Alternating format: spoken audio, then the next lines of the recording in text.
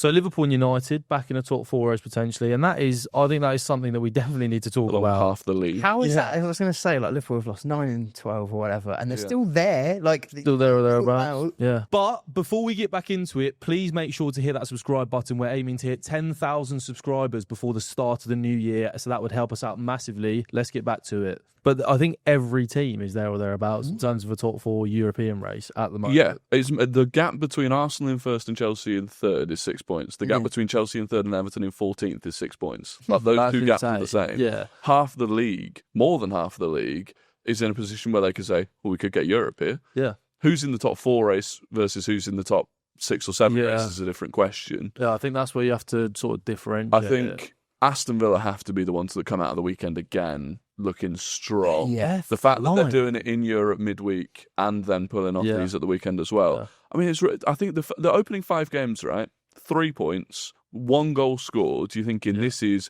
Unai Emery was actually looking at a point where you're like, could he be one of the early sackings? The way they've turned it around, 7 wins in the last 8 games. Only lost to Liverpool. I think they've beaten Spurs, City in that time.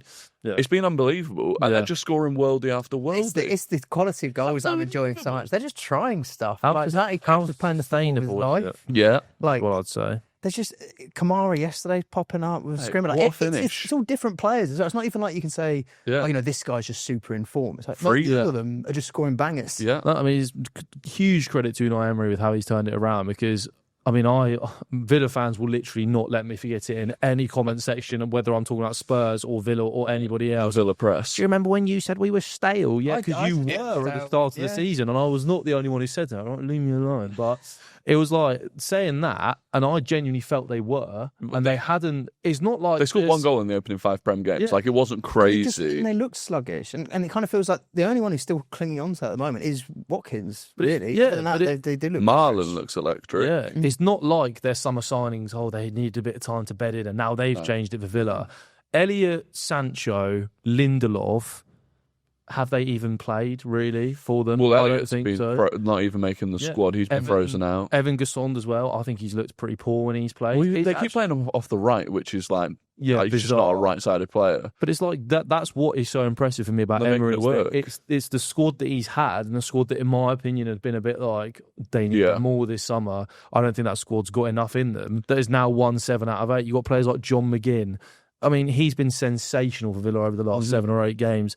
Morgan Rogers really starting to find some form. I was going to say, obviously, that's not very like me to give Thomas Tuchel loads of credit, but I do think...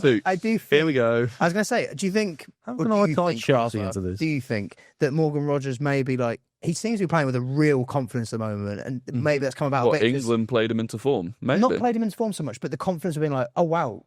He's putting me ahead of the likes of Jude. Like, for sure, probably, wasn't it? Like, probably has an impact. You're going to feel like the man, aren't you? Yeah, no, 100% it does. And I think Morgan Rogers has... I mean, he was outstanding. I thought he was the best player in the league alongside Dejan Kulusevski at the start of last season, first 6 months. And I think the 6 months after that was kind of quite ineffective for Villa and at the start of the season, and a lot of people really getting onto him. I think there was a lot of talk about him angling at a move in the summer. Yeah. I think he maybe wanted to move to that weird interview, like maybe wanted to move to a quote unquote bigger club in the summer. Didn't happen, and maybe started the season with that. But then you might be right that, him starting for England in a World Cup year, I think he's maybe gone, I'll tell you what, actually, I need to lose. Yeah, I've got a place in the England squad for the World Cup now. I need to turn it on for Villa and make sure that I keep that spot. Which is worrying a little bit, I think, in terms of why does he need that to turn it on? Yeah, I'm just throwing that out as a factor that could be influenced. But and I also think very good player plays himself back into form. Like, he was never going to be bad too long a period of time, and I think it's the setup with Villa as well, because he's very left a lot. Now he's back in the middle, back in the centre. So that's, I mean, players like Emi Buendia. Frozen out completely under Emery. Wasn't he supposed to go in the summer? Well, he was at Leverkusen last season on loan. I think they were offered signing permanently. They were trying to offload him. Trying to get him, weren't they? Yeah, and then it was like, oh, well, he's stuck here, so play him for a few pre-season games. Played well in the pre-season games, I think, and then the start of the season, I think he's had some good and some bad games. I'm not a huge Emi Buendia fan. Like, he's okay. But he's like, and again, in terms of Unai Emery getting the best out of a player that wasn't even in his plans, that's so impressive, I think, as a manager. And I think Ezri Konsa has been outstanding. Again, something that I thought was a real point of weakness for Villa. Digne and Tack. Yeah, agreed. They've been unreal defensively, I think, other than the Liverpool game, I think they've not conceded more than one goal in any of their last 8 Premier League games. Yeah, and even at the start of the season, they weren't scoring, but they also weren't really conceding. And even in the Leeds game that they won, their goal they conceded was a freak Emi Martinez mistake. I was going to say, that's been less of the freak. I'd say the last few years, Villa have been in and around the same conversation in terms of top 4. Yeah. But you've looked at Martinez as one of the shining lights, and the defence is like, oh, he could be better than that. Yeah. Better team, whatever. But now it's like, it feels the other way around. Yeah. No, 100%. So they've been impressive. Yeah. Newcastle. Now they're currently actually about 12th, but it feels like they're maybe just 2 big wins in the last week to get it back. league. 2 big Premier League wins. I'm still not convinced. I don't know. I think they're so much better with Hull. Well, the thing is, they're going to beat us. They're going to beat us, and it'll be 3 wins in a row. So they'll rise up the table again. So that's great. And congratulations for your win last night, Newcastle. Really good. If you're enjoying this video, the full episode is out now on all podcast platforms. Link is in the description. But I think that makes a huge difference. When they're playing Dan Burn at left back, that was just like, what are we doing here? Trippier at right back. Now they've got Livramento and Hall back fully fit starting. I think that's crucial. Mate, I mean, it makes a huge difference. You saw Hall at the weekend is balling for, it was Chow's second goal, wasn't it? Hall got the assist for. Malik Chow has been a revelation at centre half for them, super impressive. Hard Barnes, I think, has looked excellent. I question whether or not Gordon gets back into the team. To be Elanga got an assist as well. Elanga, bloody hell. I thought, Vultamada again. Yeah, our producer looked fantastic. He just scores just really nice goals. His finish was just beautiful. So cheeky. And I really didn't expect that performance against Everton either. Yeah. Their away form has been questioned. Yeah, they lost away in Europe in the week. Everton have been deep. Everton off the back of that morale boosting 10-0 win against Man United. I really thought that was going to be a difficult game for them. Yeah. They blitzed them. There was a lot of funky early goals this week, though. There were. Wasn't there? A lot of first minutes. So many goals in the opening 1, 2, 3 minutes. Well, I think Foden broke the record for the quickest goal this season, and then it was immediately broken the following game. And the Spurs game was super early as well. It just complete tone setters. Yeah. So I think Newcastle dark horses at least. They'll be in and around Europe conversations. Maybe not Champions League. Have all been in and around. It's always going to be. I think Champions League or Europa League for Newcastle. By the way, I want to assume that we do get 5 Champions League spots again. Yeah. So, they'll be right where they were last season in terms of you're talking about them for Champions League. It's just whether they miss out and get Europa League. Yeah. I think Villa and Newcastle swap this year. Do you think? Possibly. So Villa get... I think it kind of depends on what form of Europe each one plays every year. It kind of feels like they... Yeah, you might be right, because, Newcastle, again, they still haven't got the craziest squad depth, and I think if they do get through the league phase, they're not going to do it top 8, which means they're going to have a big playoff game, 2 playoff games in early February. It could catch up with them. And then you've got other teams like Sunderland and Brighton, 5th and 6th, Newcastle will be worried about them, I think, so top 4. Sunderland and Brighton, where do we put them? Sunderland, I would say, don't make Europe, but have a really good fight at the Conference League. I mean, they are just brilliant. Like, again, against Bournemouth, going 2-0 down in the first 15 minutes. Mate, and then after that, just I think maybe, Bournemouth will rue some of their missed chances after they went 2-0 up. They did have a couple of chances they should have probably buried the game with, but... I mean, Brian Brobby coming off the bench, scoring yet another goal. That seems like such a nice little kind of Isidore for 60, Brian Brobby coming off the bench, which is really nice. Such a handful. Yeah, again. The test for Sunderland, it seems to be, is they've got quite a few players away. I think so many. Yeah, I think away games and AFCON, because away from home if they can get through that, do okay, then you'd be like, they're on for something. I think top half should be the aim for Sunderland.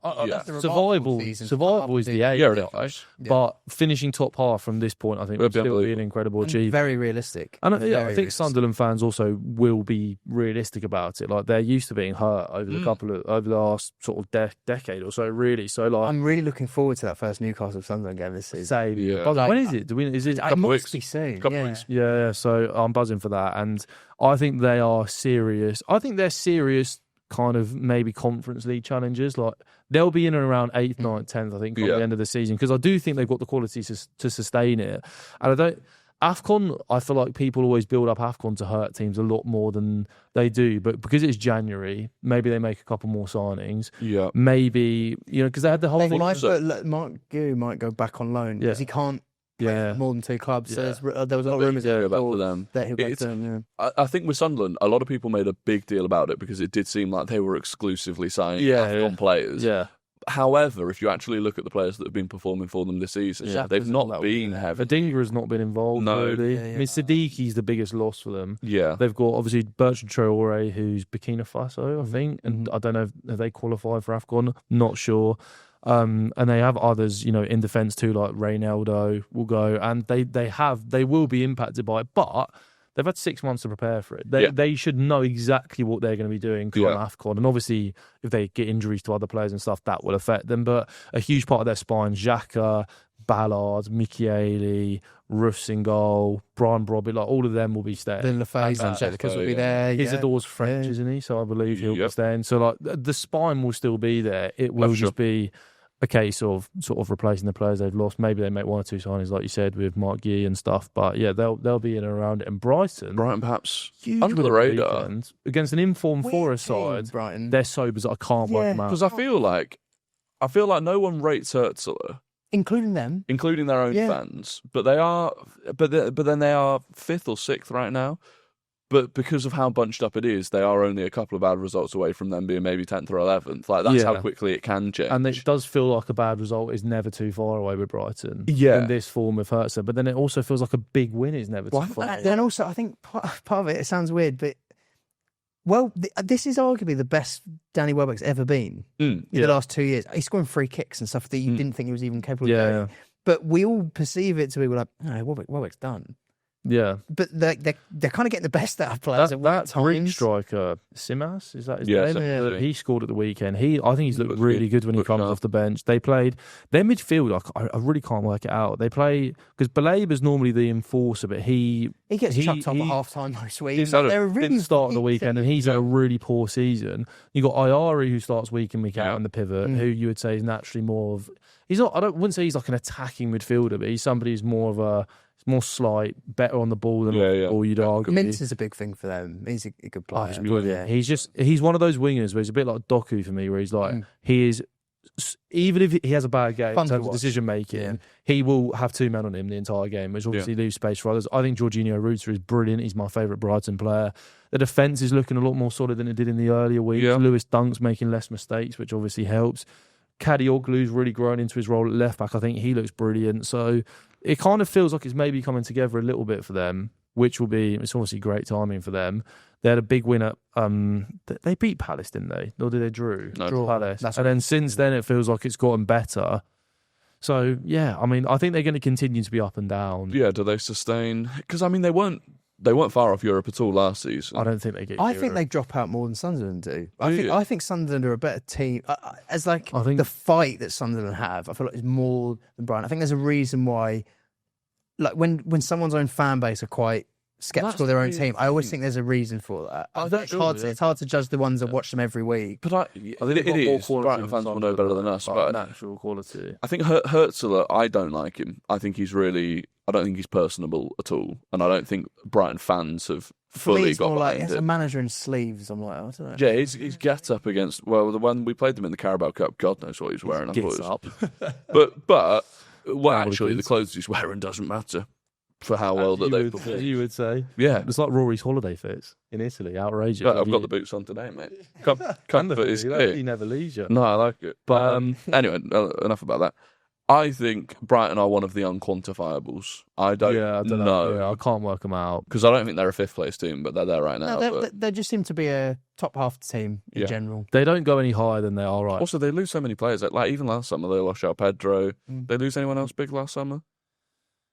Can't think off the top of my head, but they definitely lost João Pedro. It was Baleba, the other one that was really linked to move away. But he said, they'll be getting the prize they were quoting. I think that could be a really smart pickup for a team, though. If he is to still want to leave Brighton next summer, had a poor season. I think he's the Emma Ferguson of midfield. No, I think what for? They wanted 100 million. Yeah, exactly. You know, Roma are trying to cancel his deal. Yeah.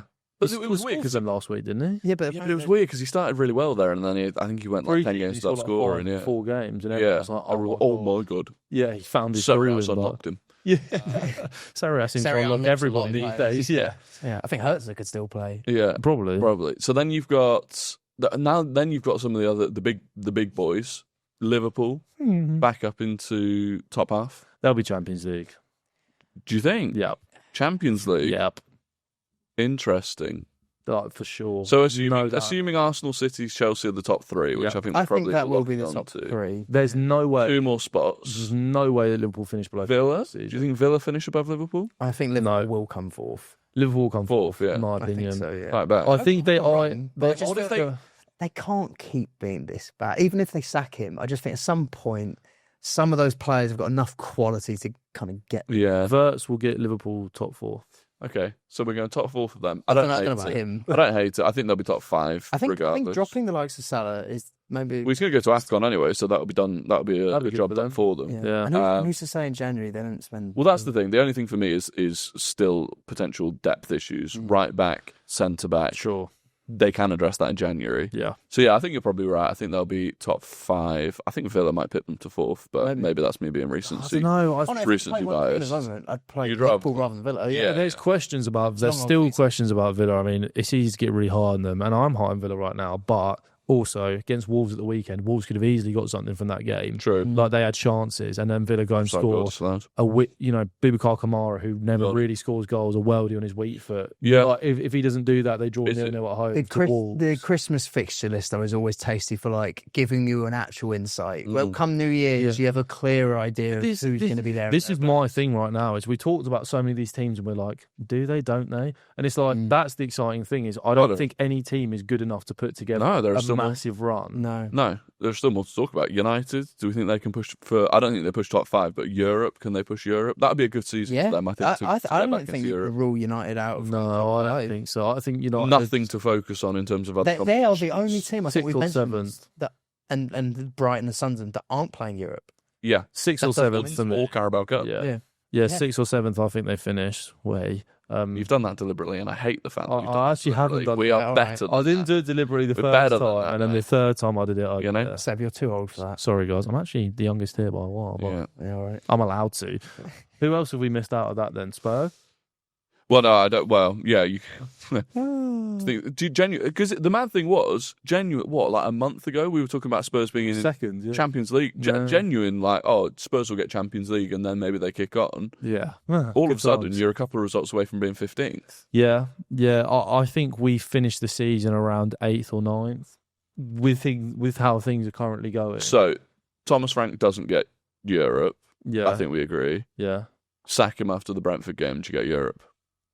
Depends who you bring in, I guess. But yeah. Do you think the squad is capable of getting Europe? Absolutely, I think the players. Yeah, absolutely. There's no doubt in my mind. But with how things are going right now, I mean, like I don't think you can say we've got a worse squad than like a Villa or a United. No, you don't. Or a Brighton or Sunderland, whoever's around them. Started amazingly. I feel like the last few weeks they're going to be under the radar. They've dropped off a bit. Iriola's not that guy.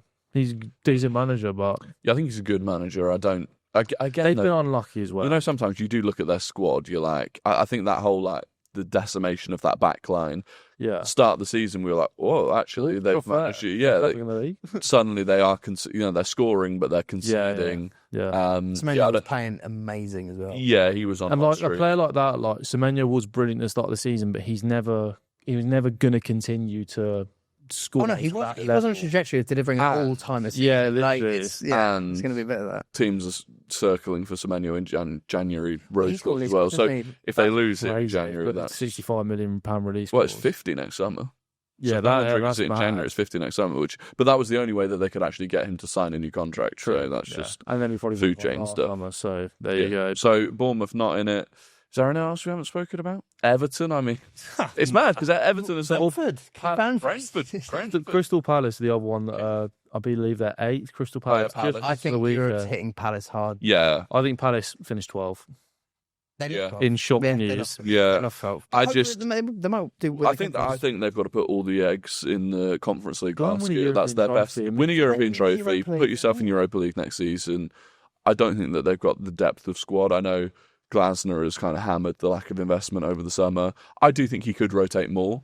For sure. He's opting not to use the depth that they do have, which admittedly isn't great. He's not given a chance. I mean, even in some small cameos like Roman Esse could provide a little bit more width, bit of a threat. Maybe could come in to replace Sarr in the Conference League and has looked okay when he's played for them, but just gets 10 minutes here and there. Yeah. That Uche they signed from Getafe is meant to be decent. Frank Kamanka these days, is he on loan or whatever, isn't he?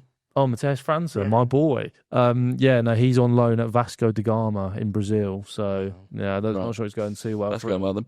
I don't think they'll get Europe via the league. No, I do think they could fight back in Europe, and then I think the only one's then Everton, which is.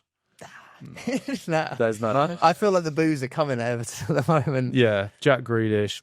Looking like the City Grealish again. Just not. I think Jack Grealish had one of the most overrated starts to a season I've ever seen from a player in my life. You're also, because he is a really top player, and Jai is better on the left. As good as he still is on the right. I play him on the left. I play Dibble on the right. You're playing the best player out. Play Grealish central. Dewsbury Hall has been a lot better than Grealish at the start of this season. Yeah. Grealish, the game that summarised Grealish's Everton career so far for me was, he was good at the start of the season. Like, objectively, he was good for them, right? But when they beat Palace at home, last minute winner, it got kicked in off him. He was poor throughout the 90 minutes, and Jai was miles better than him. Grealish gets man of the match post-game. It's all about Jack Grealish because he got the ball kicked in off him. And I feel like because everybody wanted Grealish to I think there was a lot of, we want him to... Yeah. So he's been anonymous for we want to see the Villa Grealish again because it was exciting. Yeah. Yeah, I don't disagree. I don't know what's going on, though, between Villa, Dewsbury Hall and Richarlison this season have just decided to take up all the goal of the season contenders. Yeah, literally. That goal was unreal from Dewsbury Hall at the weekend. Against United as well in the week. Yeah, no, literally quality. But I think Everton are. I think they're dangerously close to being quite Moyes. Yeah. Which I really just think there's a ceiling on David Moyes. I think it's one of those annoying things that you kind of know it as a fan base. Like, you know that there is a ceiling to what David Moyes can bring you. But then also, you become comfortable in where you are. You're bowling with the lanes up. With David Moyes. Yeah. It's like, I know I'm going to score a bit, but take the lanes off like this. I mean, I still think what he did at the top level. I'm not sure about that. I still think what he did. I hear your point. West Ham was work. If he could get Everton into the Conference League, I wouldn't root against him not winning the Conference League with that side. But any English team that gets into Conference League, that again. Yeah, that's fair. So overall, to wrap this up, we're going. I think we basically all agreeing then that Villa and Liverpool are going to be the two to get into top 5. Yeah, I would go City winners, Arsenal second, Chelsea third. I don't think that's part of the segment, mate. I wouldn't worry about that. I'll go Liverpool 4th. I'll go Villa 5th. See, I'd swap those two around personally. Is it Newcastle could sneak? Villa ain't finishing 4th. I think Villa will drop to 5th. Okay. I think they could even drop outside the top 5. Spurs 5th. I also think Villa will be going. Europe will push them a bit as well because he loves it. Yeah. Emery loves a Europa. Yeah, true. He does.